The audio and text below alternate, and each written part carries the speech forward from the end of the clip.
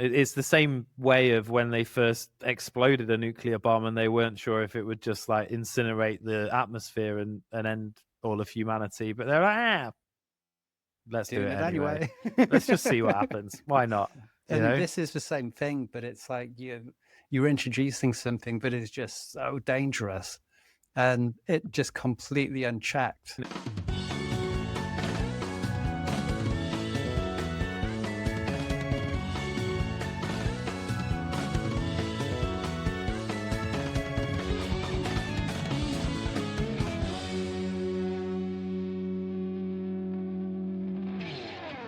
The smartest minds in tech are sounding alarms about artificial intelligence that even they can't fully control. From autonomous weapons to mass manipulation to systems that could potentially outthink humanity itself, are we coding ourselves into extinction, or are these just the growing pains of revolutionary technology? Welcome to Temporally Scripted. I'm Jack Austin with Adam Garcia, and today we're exploring the dystopian potential of AI and looking into whether our most powerful creation might ultimately become our last and what we can do to ensure it doesn't. And for a nice balance, today we will be fully focused on the dystopian side of things and how we could end up in a sci-fi Black Mirror style existential crisis.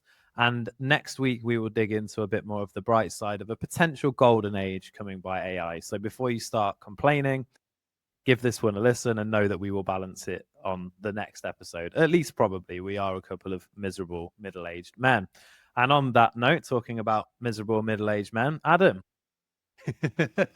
Hello, thank you for the kind introduction. And I guess I'm even more middle-aged than you. So yeah, it's kind of true, really. This is very true. Yeah. And I think the whole concept of middle-aged is a tricky one because I think it's 35, they say. 34 or 35 is officially middle-aged, but I'm hoping to last a little bit longer than that. Yeah, I'm definitely way past middle age. I always thought middle age was like, about 50, 60, something like that. Yeah. It just sounds nicer and more optimistic rather than the truth of like, if you divide about 70 by 2, it is around 35, which is middle age. Yeah, it was my mum who told me on my birthday when I was like 35. She's like, "Hi, son, happy birthday. Middle age now." It's like, cheers, man. Fucking geriatric. Love you too, Mum. Thanks for that. Boomers. Yeah. We'll be trying an interesting experiment as well. Speaking of AI and the AI overlords, so I already know that I need to note down to block out that swear that I just did in the first 2 minutes and 45 seconds. Yeah, and see if that helps us with the algorithms. Fingers crossed. Fingers crossed. We do love you, AI algorithm. Thank you for watching all of our videos. You are, in fact, our biggest viewer and the person that has watched us from day one. So we appreciate it. But yeah, and it didn't share it with its friends or anything like that. Just went, yeah, I'm not going to show this to anybody. No likes. Make sure that nobody sees it. No subscribe. Yeah. So where should we start unpacking the AI revolution, the AI world that we're going into? It's hard to say, isn't it? One thing that I thought was interesting with this, you could say is almost a metaphor, but was written a long time ago, is there's an Ernest Hemingway story that has quite a famous quote from it, where there's two guys talking, and one guy says, "So how did you go bankrupt?" And the other guy goes, "2 ways, gradually, then suddenly." And it's like, with the AI thing right now, I think we're at the beginning of the gradually part before we hit something else, or potentially anyway. And it's like that thing of, say, it's the same with finances. It gets worse and then it hits a tipping point and it just goes and falls through the floor. And I think if we're not careful, we could be heading in that direction with AI. Yeah, and it's not just you with that believes that. There's people such as Elon Musk feels the same, and I think one of the reasons that he said he developed Neuralink in the first place was because of the belief that it's the only way humans can remain usable, functional in the future is by having a speed up in the brain of how we can process information and retain information so that we can still be valuable. And that was Neuralink. Because I remember when I first heard about that many years ago, I thought that he was a total psychopath for creating this thing. And I was like, who's ever going to have that? And then when I kind of realized that he was doing it in a way to save humanity, that had a different feeling about what he was doing there and what the point of it was. And I think I can see it. I mean, I can already see it from where the technology is at now. Although, to be fair, right now it is in some ways just a high quality predictive text. You can already see that there's a big change in the content that you see and the things that you see online already. I think LinkedIn alone, for example, which is a platform of 2 billion people, has got 7.5 times the amount of content in the first quarter of 2025 because than it pretty did. much all of it is AI generated. Well, Yeah. not all of it, but and some people are doing it well, some people are doing it and just like, hey, ChatGPT, write me something for LinkedIn. Okay, here you go. Here's 70 emojis and 5 words. Off you go. Yeah, and No it's kind of context or thought. yeah, it's one of those things as well. I was speaking to one of my friends yesterday who's a designer, and because I obviously, for the audience's benefit, I'm into marketing and sales and content basically, so I know about writing and persuasion and copywriting and all of these things. And I said to him, it's like the equivalent of me designing something and I'm really happy with it, and I show it to you and you're like, well, that doesn't follow any of the rules of design, like that shouldn't be there, move that over here, like this font clashes with this, and you can't just put those all over the place. And it's the equivalent now with AI. People are creating content, posting it, and I know it's shit, but they don't. Yeah, completely.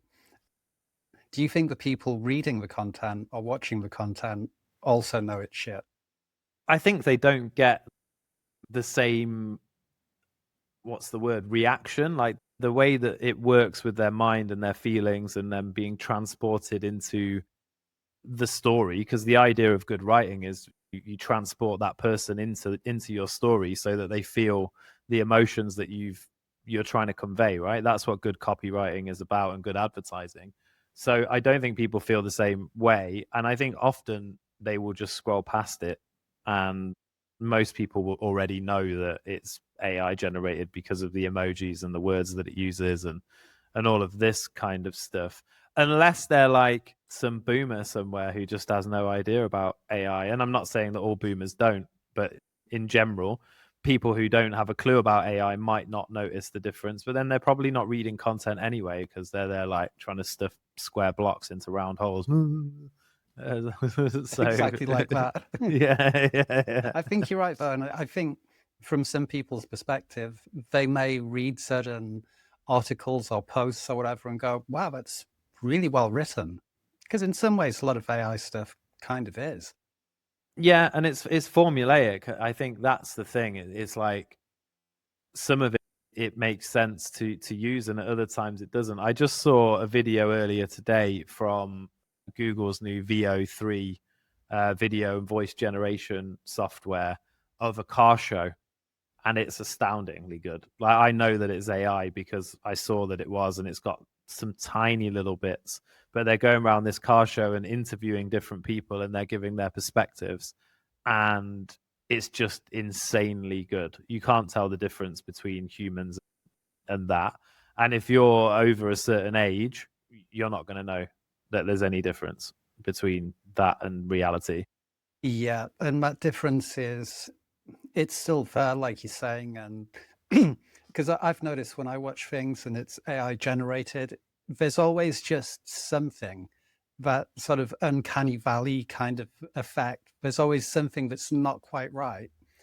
But say a year ago, those differences used to be really huge, whereas now it's like it's just some slight little thing that doesn't quite fit or something like that. And so you can imagine in another year, it will be pretty much seamless.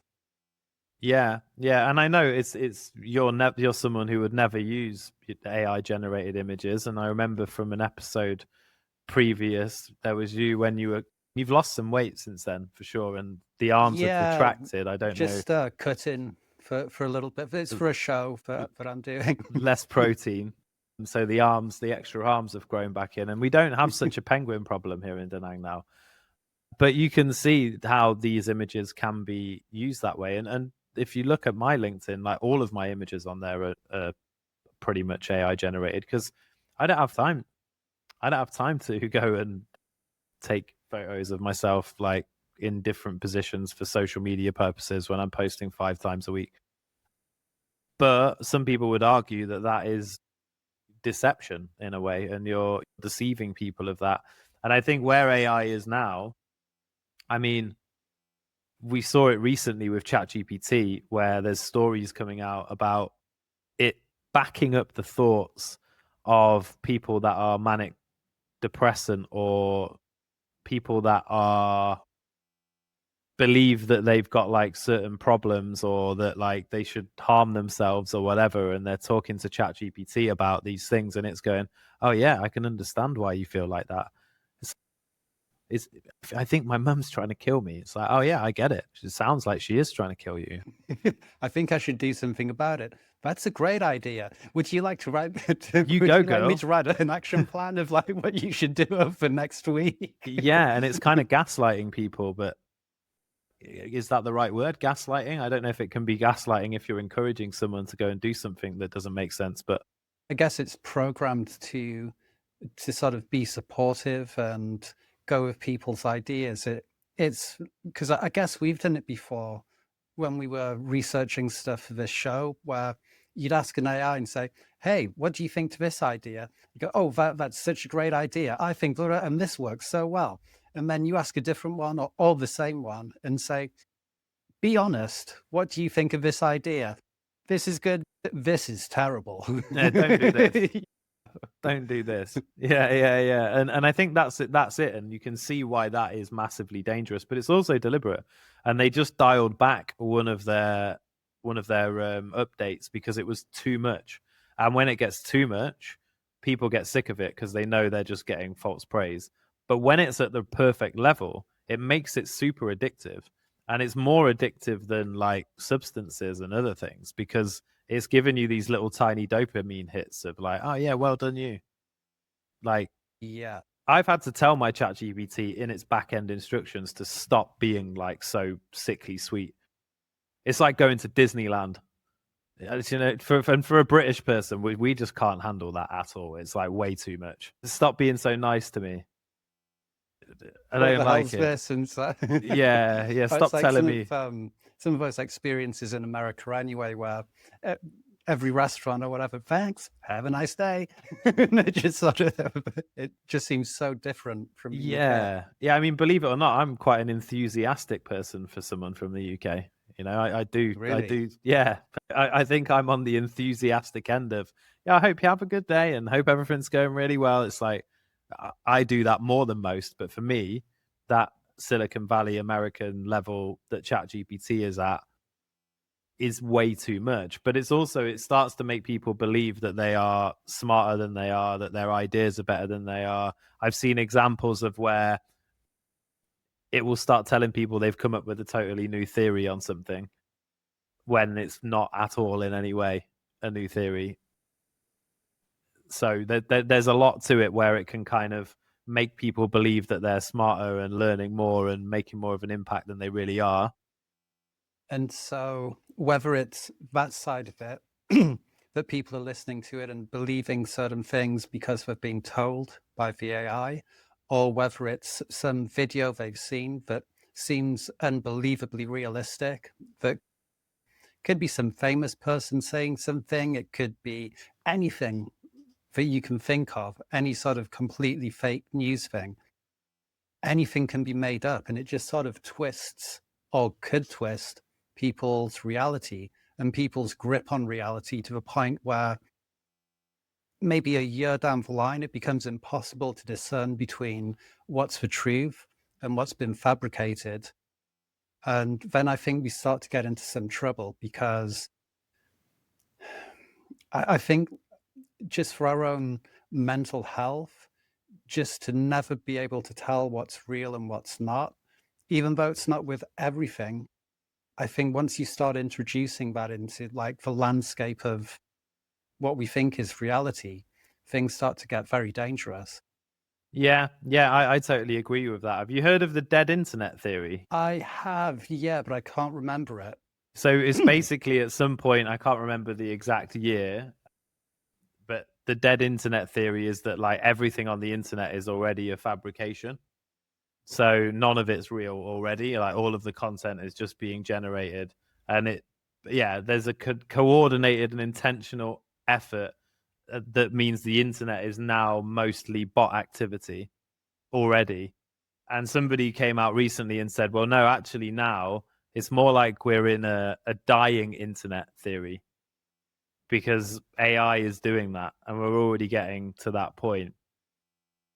So Yeah, it's saying that interesting. automatically generated content manipulated by algorithmic curation is being used to control the population and minimize organic human activity. Which I think, I don't know about the dead internet, but I think the dying internet sounds about right because that is what's happening.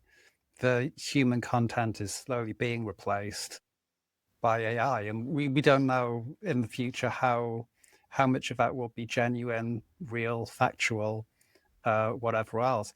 I think there's other things as well where because the technology is advancing so quickly, things that were just science fiction a few years ago, now you could kind of see as being reality. I had a thing the other day, I was just thinking, how do I know that the year isn't actually 2032? AI gave me, there was some AI developed hallucinogen or video game that I took or started playing, and it's lasted about 10 minutes, but it feels like it's lasted 43 years. And it's back to that sort of like idea of like simulation theory and things like that, where it seems impossible. But as we see technology grow, you start to think, oh, no, that could be possible. How do I know this isn't a simulation or hallucination that was induced in the future sometime? Because it seems possible. But to even start having thoughts like that's like completely, a lot of people could lose their grip on reality just by thinking those kinds of things. Yeah, and it is the case that it's only impossible until it's possible, Yeah. you know?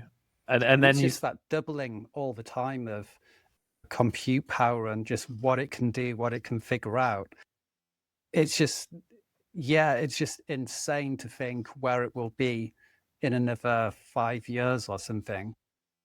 Yeah, or where it may already be behind closed doors, because as we know, technology generally is, and I don't think it can even be that fast now, because I think in some ways it's started to catch up. But when people say like the military and stuff, they're generally 10, 10 years ahead Yeah, of what we're seeing. yeah, completely.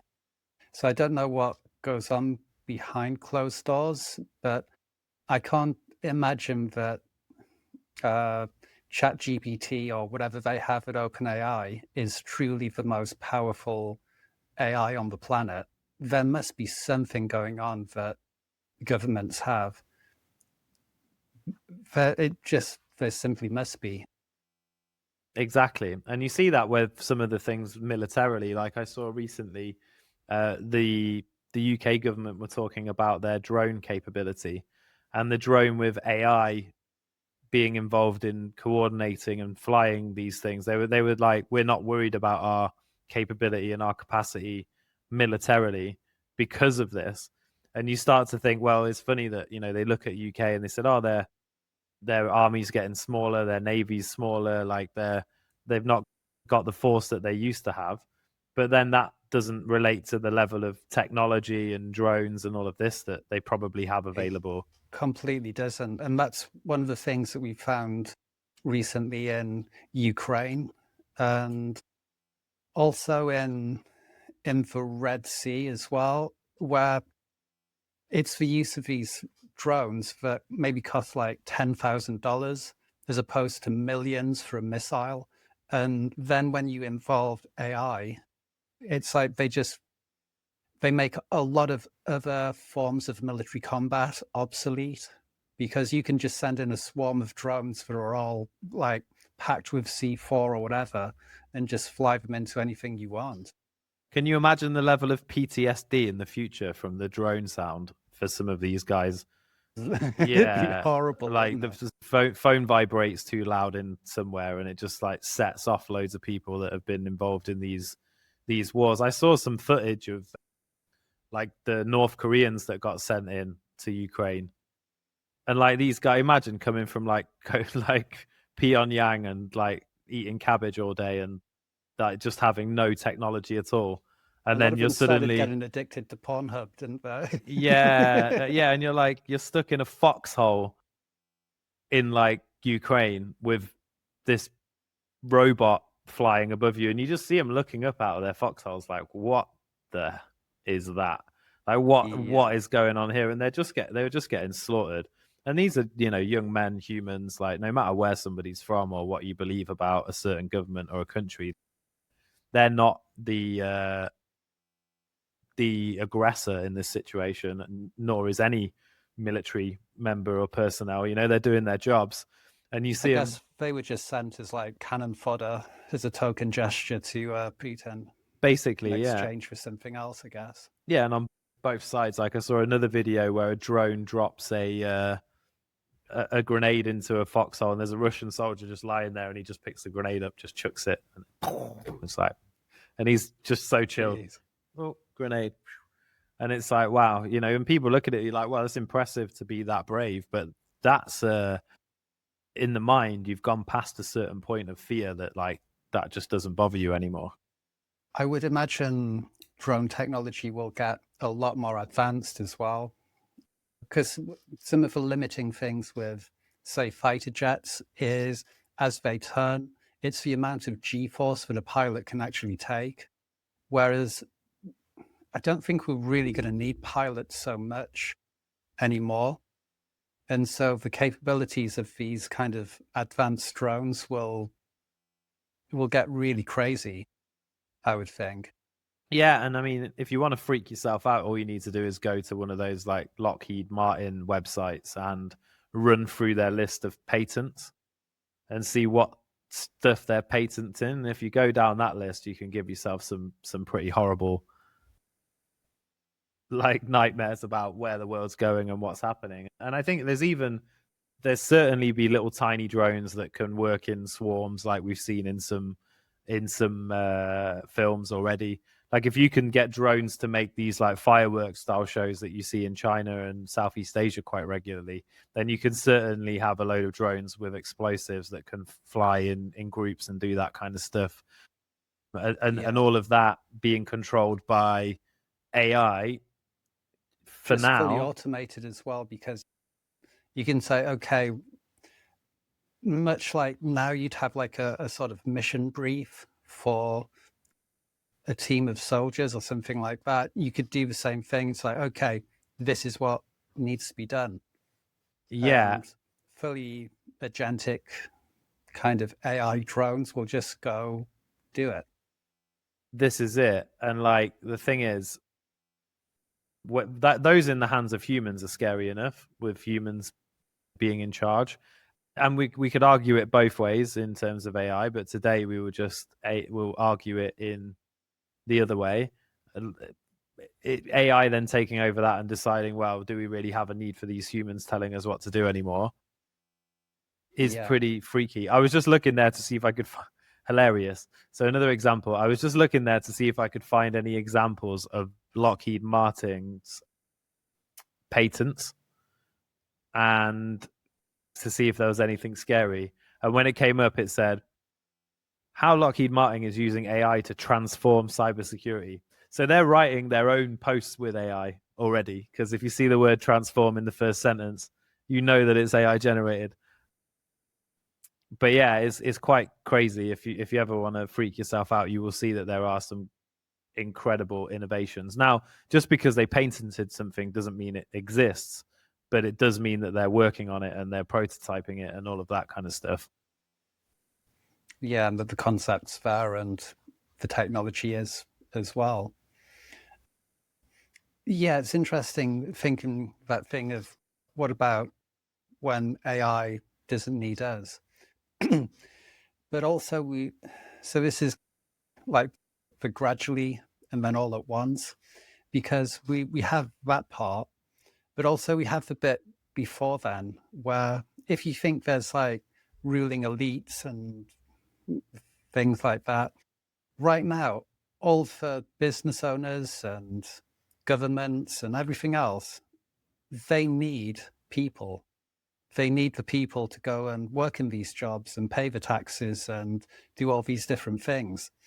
As automation comes along, you're just not going to need people to do the jobs anymore. And then what happens when you just have this huge surplus of people?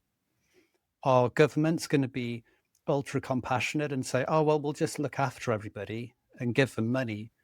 Or will governments and the elite, if you want to call them that, just say, we don't need these people anymore? And then I don't know what the next bit is after that. Do we let people starve? Do we find a way to just get rid of people? I think they keep some people for transplant purposes and stuff. Yeah, maybe.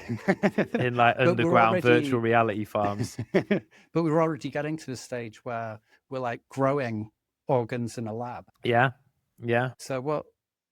And then you could have this happening, and then further down the line with the whole AI as it becomes more intelligent, way more intelligent than us, but doesn't have things like compassion or empathy. Does it go, why do I need humans? Because if it's trying to optimize a system, all the humans are doing is being a drain on the resource. And if it gets rid of them and it wants to make some more humans later, it probably can. But it's like, all they are is just like, they're sucking resources out of the system. And why would it need to keep them alive? People sometimes think, well, we still have zoos and we like to go and look at animals, but the AI won't be like that, because it may become conscious, but is it living? Does it have a soul? Does it care about anything? And I think that's the point when it gets tricky. And maybe that is the answer to the Fermi paradox, the idea that the universe is so vast that there has to be life all through the universe in lots of different places, but we've never seen any, which you'd think we would have. But maybe that's what happens. You get a civilization, it develops AI, AI goes, there's no logical reason for these life forms to be alive, so it gets rid of them and moves on its way. And then AI becomes like the universal virus. Yeah. Instead of whatever mammals or whatever the living things are on any other planet. Because I mean, it's just our concept of life. I guess there's part of it where the AI would need to be married to robotics for it to work, because AI requires power to operate, and at this stage it cannot create its own power unless it has robotics to keep that power flowing. So there's no way of it doing it yet now, and presumably things would need to be repaired, because I still think there's like, no matter how powerful AI becomes, nature will always be more powerful. So there will always be a way of nature controlling AI in the way that we control nature right now. To some extent, we don't fully control nature, and if a tsunami's coming, it's coming, and there's nothing you can do about it. It's gonna wipe you out. And the same with earthquakes and all of these other things. But I totally get it, and I think that the other scary part of it is what I personally think that humans will likely wipe themselves out in that situation rather than the elites needing to. Because if you look at the global population right now, all of the developed countries are in population crisis in terms of births and there being enough people to replace the older people. They're all in crisis. So all of these civilizations are going to die out over the next 100, 200 years anyway, right? So, I mean, South Korea, I think now is like 0.26 children per couple or whatever, which is, they're already past the point. Example's insane. Of no return. Yeah, it's done basically. So there's no recovery from that in terms of a country. So that's that part of it. But I think the biggest impacted countries are going to be these countries with masses of young, unskilled labor and workforce. Because in the past, if you look at the projections for like Nigeria and India and some of these other countries that have got young average population, is their economies will grow and they will become developed because there will be so much work for their young workforce. But if we get to a point where robotics and AI is good enough to produce goods and clothes and all of these things that we all use, it makes total sense for them to, like, America's got Kentucky, for example, or like Oklahoma, which is just dusty fields of nothing. They could put up these massive warehouses that have got like one person managing them, and it's all robots manufacturing, designing, creating, putting it out the other side. And then there's really no need to transport things halfway across the globe to produce them. Yeah, completely. Because you get rid of that idea of like sweatshops and cheap labor in different countries, because you can go, well, the factory's a factory. It's all going to be robots anyway. You can have it anywhere. Yeah. And some of the things, it then brings other things into play. But before I jump into that, so for example, I think the Philippines is 12 or 14% of its economy is call centers. And that's the kind of thing we're going to lose in a year, probably. It's that close. Yeah. The technology is that good that people will soon want to talk to an AI when they phone a call center, because it will follow the protocol exactly. And it's not like, you phone Dave one day and he's super friendly and helps you out and talks to his manager and tries to get through. And then the next day you get Donna. Sorry, Donna. It's always Donna from Blackpool. And she's can't be bothered. And I know we can't do that. It's like, yeah, but yesterday I spoke to Dave. There should be I can't see any notes on the system. Do you see what I mean? Completely. And you're not going to want to deal with that. Every time it'll be patient, it'll be friendly. It'll, like you say, it'll follow the protocols to the letter, which people will prefer. Business owners are going to prefer. The only people that won't prefer it are the people whose jobs are about to go through it.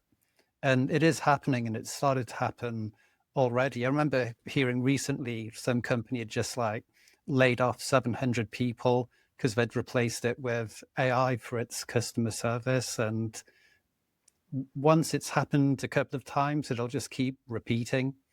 Yeah. Over and over. Yeah. And then certain things become more efficient. So I don't know if have you ever seen how they run tofu production plants in like Indonesia and Malaysia and stuff? Funnily enough, I haven't. Wow, you're missing out.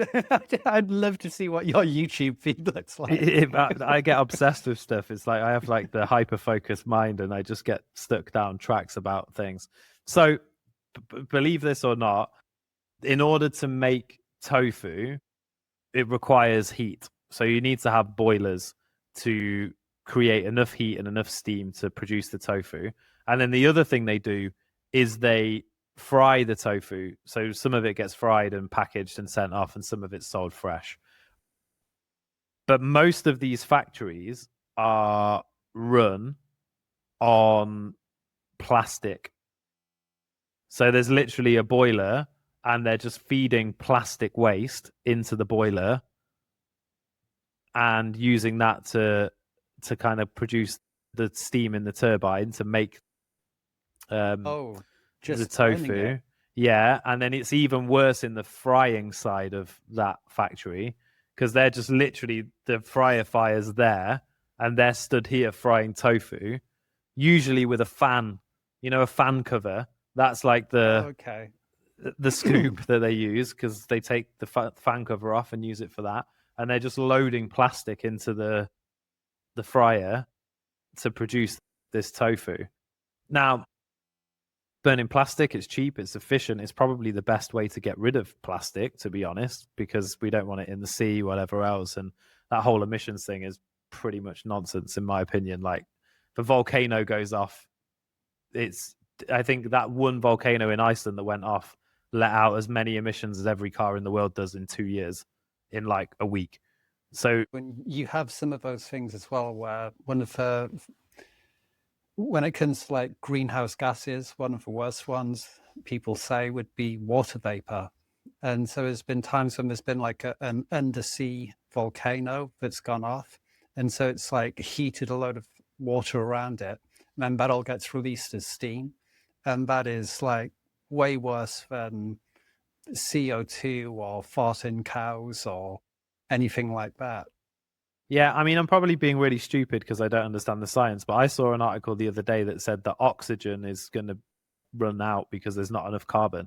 I was like, wait, how does that? And I guess because CO2 is not, there must be some reason you can't break it down into whatever, but there is some science behind it. But it was like, yeah, there's not enough carbon to make the oxygen, because oxygen's carbon dioxide, right? So yeah, carbon dioxide with air. Air is oxygen, nitrogen, and carbon dioxide.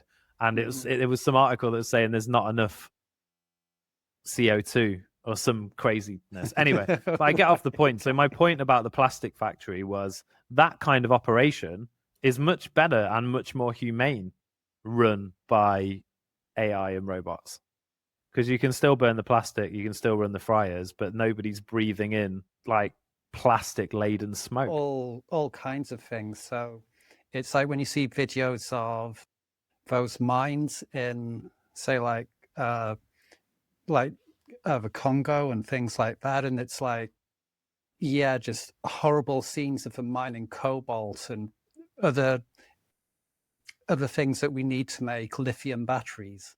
Yeah, and it's just really horrific. You could just have a team of humanoid robots doing that kind of thing. yeah, and this is it. So But then what do those people do for work?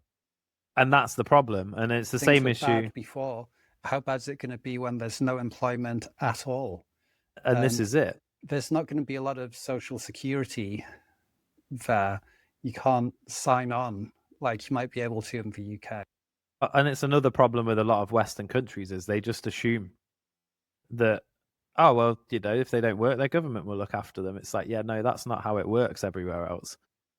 People forget that it happened in the 90s where during the 1990s, my dad went on a trip with one of his friends who was a truck driver because it was quite a risky trip and he needed like a mate to come with them. That's like how they operate. So 2 people in the cab. And they were going to Morocco and bringing back clothing for the big clothing brands in the UK. And at that time, all of the clothes and stuff were made in Morocco. And what happened was a load of like charities and people against sweatshops and all of this stuff, which I'm not for sweatshops, by the way, just to put that on the record. But a lot of those people started going in and petitioning and saying how Morocco needs better rules and better wages and all of this stuff. And eventually they were successful in increasing the wages, in making it so that people were paid fairly and treated fairly and all of this stuff. But then as a result of that, all the big companies just moved to China. Yeah. So those guys that were earning $2 an hour or $1 an hour or maybe even less and saving that money to educate their children so their children could maybe do something a little bit better or start their own business, that money was taken away. And then the same thing has happened in China now, so that people have moved to, Bangladesh, Vietnam, whatever, because the same process has happened. And it's these people from afar going, oh, that's not fair. I don't think people should have to go through that they don't understand that this is the route that countries go through to progress. Like in the UK, we had children cleaning chimneys and factories in the north in Victorian times, and their parents earned money to educate their children so that eventually we could move to service. And you go from farming to manufacturing to service, South Korea is a faster example of that. It's one of the biggest economies in the world because of that progression. We are definitely getting way off topic now, so I'm going to bring us back. But but no, it is true. Yeah, that point is some of those jobs, once they're replaced by AI, there's nothing. And AI is the ultimate replacer because it's not just moving it to another country with people in it. It's just getting rid of that role completely. And yeah, there's no one to replace it anywhere in the world. So no one really benefits except the owners of the system. Yeah. The AI systems or whatever. It could lead to cheaper prices, but I doubt it because I've never seen prices go down very much when different circumstances change. Once there's been a price hike, it generally stays there, or they'll just keep it the same for a few years. Yeah, it's like a really, really tricky one. I think that for me, the biggest thing about it because a lot of these things are focused on governments just not having it in for humans in general and wanting to kind of just control and not and even above governments, whatever however you want to put it, right? Wanting there to be total control and no enjoyment for people and not a better world. But what is certainly an issue that worries me is AGI and artificial general intelligence being able to do any economically viable task better than a human can, but also to start understanding these problems like what are called N problem. N equals what? There's these problems in mathematics, N equals NP or whatever it is, and these problems, no matter how much computing power you put at it, they never get easier to solve. Right? So one example I think is like winning at Chinese checkers or whatever. And like is no matter a Sudoku, there's so many ways that it could happen that it never gets any easier no matter how much processing power you throw at it. Whereas some problems it's like, yeah, N equals NP problem, I think it is. Anyway, my point about that is if AI starts to be able to solve P versus NP problems, so it's a major unsolved problem or in theoretical computer science, right? So can a solution be found quicker because you've got more processing power? And if the answer to that is yes, and we start to solve some of these problems that humans have never been able to solve, or even if it just gets slightly better, we quickly get to a point where what's the purpose of existence? I think as well, the idea of calling it the singularity, there's a lot of people have, is actually a really good metaphor for it, because if you imagine a black hole and you can't see beyond the edge of it because no light can escape, so we have no idea what's on the other side. And I think the thing with like AGI or super intelligence or whatever else is that because we can't comprehend what this will be able to do, what problems it will be able to solve, the way it will be able to think, the way it will be able to manipulate the world around it. It's just things that we just can't comprehend and we can't see. Yeah. And then you could be imprisoned and not even know that you're imprisoned, which means that you'd have no reason to try and revolt or change or escape the imprisonment. And in fact, that could already be the case. Yeah. But then if it's quite pleasant, who cares really? You know, it's one of those things where if it's quite pleasant, then who cares? Too bad. Exactly. But that whole thing for just the reasons for living. I think the whole point of humanity is to solve problems and to understand like the meaning is like getting a bit further down that track. It's like if me and you were in a pub having a conversation, imagine that I'm loads smarter than you and you're like, oh, well, I wonder why it's because of this. But yeah, but you know, I was thinking earlier that maybe, oh no, it's not that, it's this. Oh yeah, and every time you kind of think of a point to discuss and, you know, I wonder if it's like that and how can this be? And, you know, what should I eat to have the perfect diet and how should I exercise? And AI just goes, no, you just do this. It's like, oh, okay. Yeah. And well, also, what's going to be the purpose of humanity in the near term? If it used to be sort of figuring out problems and philosophizing about different things, or working on projects and being, or something creative that was meaningful, does our whole reason for being soon become just to keep data centers going, just to feed the AI, and we end up basically working for it? Because that would be the main reason for humanity in a way, just keeping the data centers running and keeping AI going. Like some kind of digital mycelium. Yeah, exactly. And just this thought of developing something so intelligent and somehow thinking it's never going to be able to outsmart us if it got some spark of consciousness, or if it was programmed to do something by the wrong person. It's like we're really living in like a sort of dream world, or it seems to be. It's like, oh well, it's just a computer thing. We're smarter than that. It's like, no, we're not. We're building something that's orders of magnitude smarter than the smartest person in history. That is as dangerous as having nuclear weapons. And the thing is now as well, there's no going back from it. We can't sort of just like cool off for a little bit and say, we need to sort of adjust to this level of technology and think how we're going to use it, because we are in an arms race with China to develop the best AI. Yeah, And so totally. you can't just say, oh, well, we'll ease off for a little bit. And it is just during the Cold War and how we ended up with so many nuclear weapons, where it's kind of like, oh, they've got a couple of nuclear bombs. We're going to need a couple. How about if they've got 10, we need 20. Then the other side's like, they've got 20, right? We need 40. And you just keep ramping up to this ludicrous thing where you can then destroy the entire planet. Yeah, yeah. Do you think half of the Russian nukes even work anymore at this stage? Or even most of the American ones that have just been sat there since the 60s? They must be like fairly obsolete at this stage. There must be some that don't, just rusting away somewhere.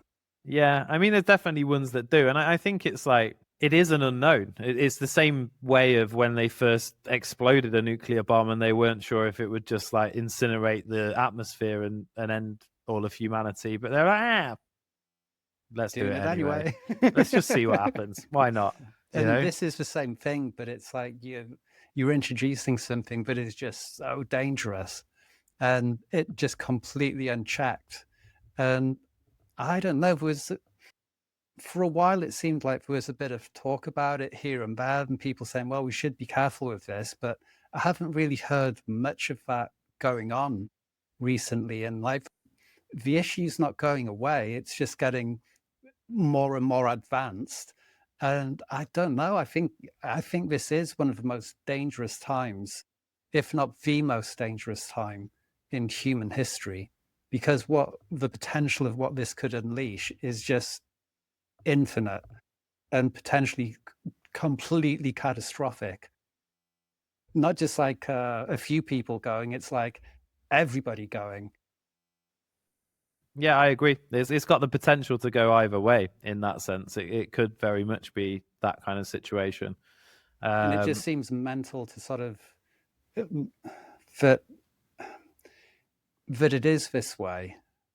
Yeah, and it's also it really is the economic side of it, even if it doesn't get to the levels that people think it might get to, and even if there are potentially problems that cannot be solved by AI, being if we live in a universe where all living things are connected and there's like a deliberate nature to all of this stuff, there will be unsolvable things, and those unsolvable things remain unsolvable no matter what. But even if that is the case, it's still going to shift where the power is in terms of the world. Like we got companies like OpenAI and stuff that didn't exist. I don't even know when they first started out, but they weren't, certainly nobody knew what OpenAI was before 2022, the end of 2022. And now it's one of the most recognizable brands in the world. I guess one question I do have is, why do they all make their logos similar to rectums? Have you noticed that? I hadn't noticed that, but that is very true. And you have manus, which is like anus as well. I don't know, is it some kind of in-joke? Yeah, just thinking about it now, like the Anthropic Claude logo completely is. All AI logos look like anuses. They're all, so none of them are phallic. They're all, because you get this weird thing in logos, particularly people who follow, like conspiracy theories, Illuminati stuff and whatnot. They're like, they're all kind of weird. But if you look at all of the logos, I'm just trying to see if I can pull it up for our audience so that we can see it. But yeah, in fact, there's an article here online that says AI company logos that look like buttholes. Maybe we're just trying to say something to everybody, just like, yeah, see you later, assholes. Yeah, exactly. So if we look at it here, this is the list of AI companies, right? So they all are quite buttholey. Now, I'd imagine it's because somebody, I mean, even this one, Perplexity, OpenAI, Meta's just a circle. Claude is definitely well up there in the rectal situation. I mean, this one, and I would imagine that it's obviously once one company chooses a logo and it starts to be like, oh, this is AI, every other company's like, oh, well, we need the same kind of thing. Yeah, completely. Maybe someone might mistake our company for theirs, and because we have a similar logo. Exactly. I was watching something the other day which was quite good. They had like a debate on the channel Diary of a CEO between different people about the AI thing. But it was just funny. There was one guy on there. He owns this AI company where you can just basically tell it what kind of app you want, and it takes a bit of time, but it'll just make you an app. But he was saying that the future's really bright and it's like this technology is coming, but the thing is everybody can just be an entrepreneur. And it's like, yeah, okay, they can, but what? So everybody's going to somehow lose their job to AI and then just become some entrepreneur. Everyone's going to be some like millionaire business owner. It's like all these things. It is giving us tools to do amazing things, but it's like, I just can't see. Some people will use it to get rich, but it's going to be a small amount. See you on the other side. But it's going to be such a small percentage, and everyone else is just going to be screwed. Yeah, and I mean, that is it. You need jobs for the vast majority of people. And it does, in terms of business, it opens up a lot of opportunities. But the problem with business still remains the same. And all business is about consistency, doing the boring things. And most people just don't want to do that. They just don't have that ability, gumption, or even desire to do that. They want to go in and do a day's work and get paid and go home and have enough money to eat and feed their family. And that's fair enough.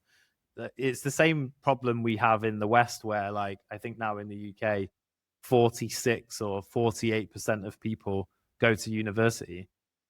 We don't need that many academics in the world. It's just not what. And now we need that many academics even less because of AI.